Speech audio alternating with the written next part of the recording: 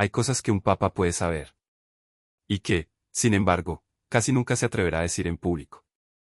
No porque sea mentira, sino porque, una vez pronunciadas con claridad, obligan a mirar de frente un texto que la Iglesia occidental decidió dejar fuera durante siglos. Ese texto es el libro de Enoc. No es un escrito marginal cualquiera. Fue leído, citado y respetado en los primeros siglos del cristianismo. La carta de Judá lo menciona directamente. Varios padres de la Iglesia lo conocían. Y, sin embargo, cuando se consolidó el canon en Occidente, Enoc quedó afuera. Hoy el Papa, cualquier Papa, conoce esta historia. Sabe que el libro existe. Sabe que se preservó completo en la tradición etíope. Sabe que contiene pasajes que explican el origen del mal de una forma mucho más amplia y concreta que el breve relato de Génesis 6. Pero hay una diferencia entre saberlo y decirlo en voz alta frente a millones. Porque Enoc no se conforma con hablar de ángeles caídos, en abstracto. Describe una rebelión organizada. Habla de seres celestiales que descendieron, que hicieron un pacto entre ellos, que tomaron mujeres y generaron una descendencia que no debía existir. Habla de conocimientos entregados fuera de tiempo, el trabajo de los metales, la fabricación de armas, las artes del embellecimiento, ciertas prácticas ocultas y lecturas de los astros. Y luego va más lejos. Afirma que los espíritus de aquellos seres híbridos, los Nefilim, no desaparecieron del todo. Que quedaron vagando sobre la tierra como espíritus malignos que afligen a la humanidad hasta el día del juicio. Esta explicación es distinta a la que se suele dar desde los púlpitos. La enseñanza más común presenta a los demonios casi exclusivamente como ángeles caídos que siguen a Satanás. Enoc ofrece otra genealogía, una parte importante de esa actividad oscura provendría de una generación que nunca debió nacer. Un papa sabe que este material existe. Sabe que fue considerado lo suficientemente serio como para ser citado en el Nuevo Testamento. Y sabe también que, si se enseñara con la misma naturalidad con la que se enseñan otros pasajes, generaría preguntas difíciles de controlar. Preguntas como: ¿hasta qué punto la corrupción de la humanidad fue solo humana? ¿Qué implica que seres de alto rango celestial hayan intervenido de forma tan concreta? Porque un texto que explica con tanto detalle el origen de cierta maldad fue sistemáticamente marginado en Occidente mientras en Etiopía se mantuvo como escritura. Hay más. Enoc presenta a un hombre, él mismo, siendo llevado a recorrer los reinos invisibles, recibiendo sentencias, escribiendo decretos y convirtiéndose en intermediario de un juicio que incluso los ángeles caídos intentan apelar. El texto eleva a una figura humana prediluviana a un nivel de revelación y autoridad que resulta incómodo para estructuras que prefieren mantener límites muy claros entre lo humano y lo celestial. También habla de un orden del tiempo y de los astros que fue distorsionado. De un calendario preciso. De puertas del cielo. De un cosmos que tenía reglas y que fue alterado. Nada de esto se niega abiertamente en los círculos altos de la Iglesia. Simplemente, no se predica. Se prefiere el silencio prudente. La distancia canónica. La etiqueta de apócrifo, que permite no entrar en detalles. Porque entrar en detalles obligaría a reconocer que el mapa del mal, de los espíritus y de la historia antigua que se ofrece al pueblo es más simple que el que aparece en este texto antiguo. Un papa puede conocer los manuscritos. Puede conocer los debates de los primeros siglos. Puede saber que Tertuliano lo valoraba y que otros lo miraban con recelo. Puede incluso saber que el problema nunca fue solo de historicidad, sino de implicaciones. Porque si Enoc tiene razón en lo esencial, entonces, el origen del desorden fue más complejo. La interferencia celestial fue más directa. Los espíritus que afligen al mundo tienen una historia más concreta.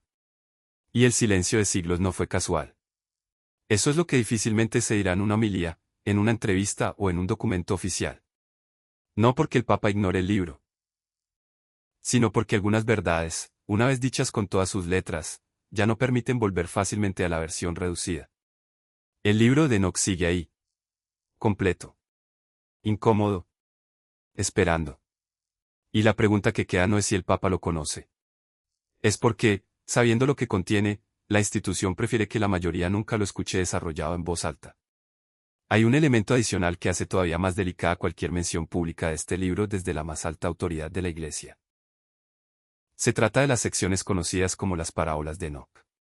Allí aparece una figura llamada el elegido, el Hijo del Hombre, un ser preexistente, oculto junto a Dios desde antes de la creación, que al final de los tiempos se sienta en el trono de gloria, juzga a los reyes y a los poderosos, y recibe adoración.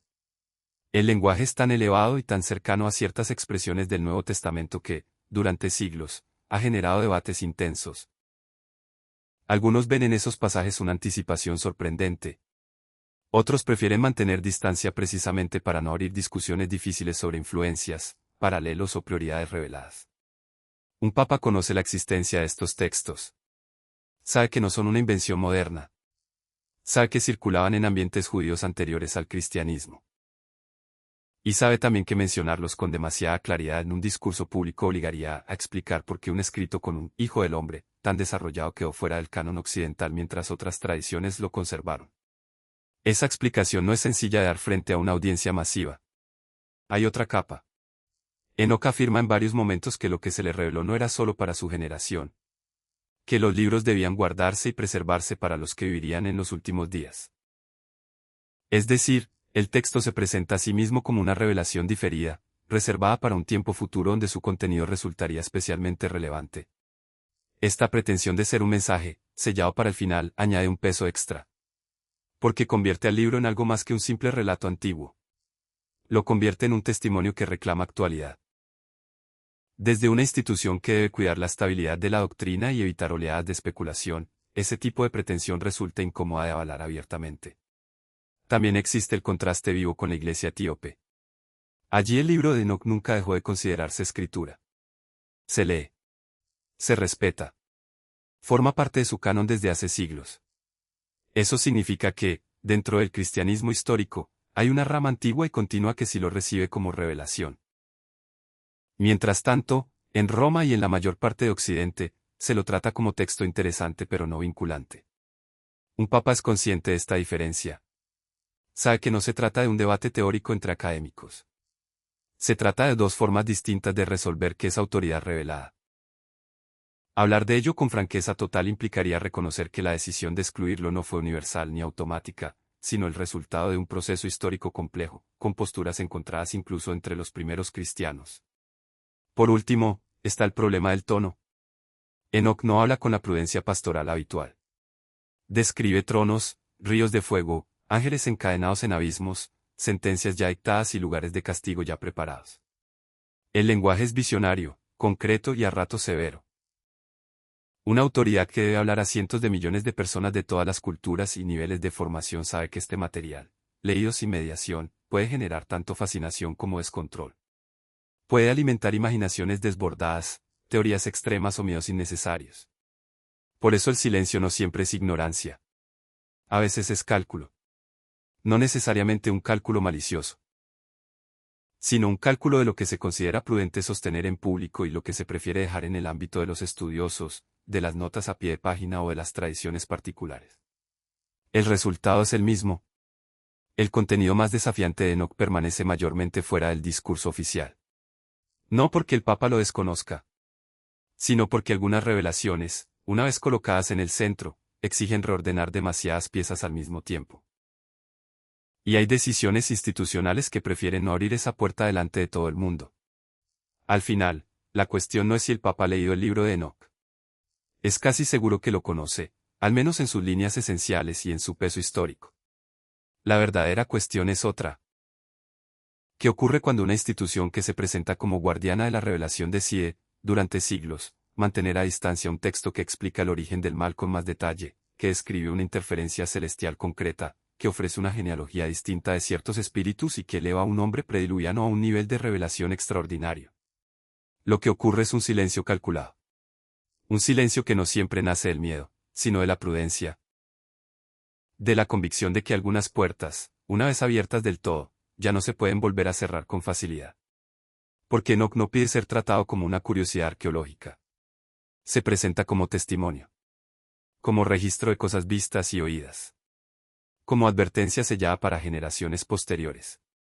Y cuando un escrito de esa naturaleza se mantiene fuera del discurso público, la consecuencia es inevitable. La mayoría de los fieles crece con una versión más simple, más manejable y, en algunos puntos, incompleta de la historia espiritual. El Papa puede saber todo esto. Puede conocer los manuscritos, los debates antiguos, la postura etíope y las implicaciones teológicas.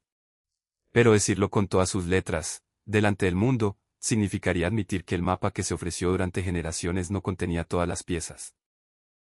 Y hay verdades que, una vez pronunciadas desde la más alta autoridad, ya no permiten volver al relato reducido. Por eso, lo más probable es que Enoch siga donde ha estado durante siglos en Occidente. Conocido por algunos, estudiado por pocos, y silenciosamente evitado en la voz oficial. No porque sea irrelevante, sino porque sigue siendo demasiado claro.